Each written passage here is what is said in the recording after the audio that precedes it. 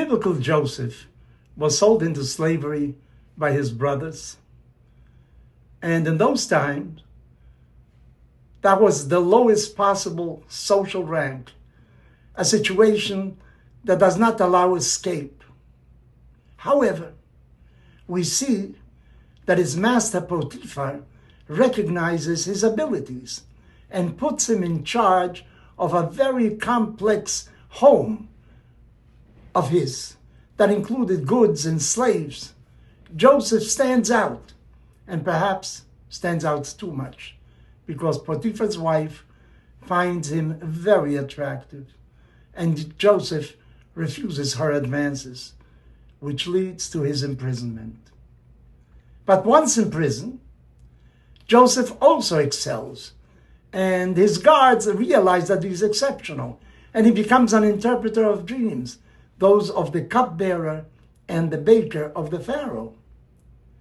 He is then called eventually to interpret Pharaoh's dreams himself, who is very impressed by the interpretation that Joseph gives, and also by the suggestions, what he advises should be done as a result of that interpretation.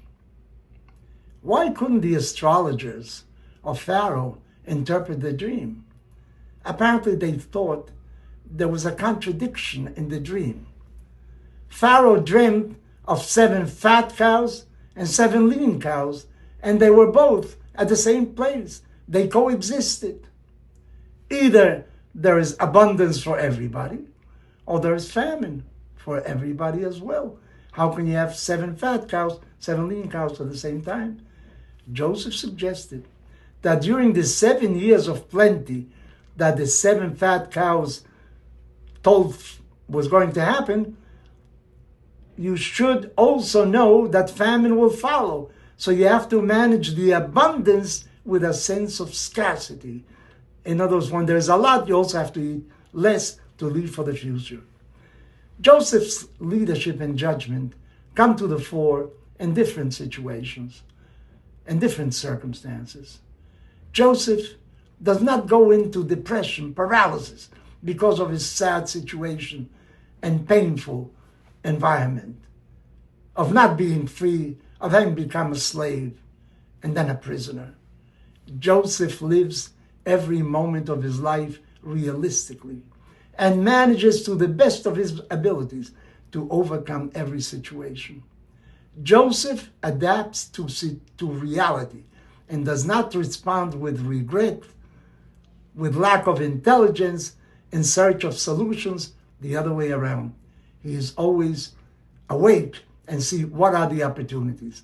Life presents us all with obstacles, and the important thing is how we react to each eventuality. Do we succumb?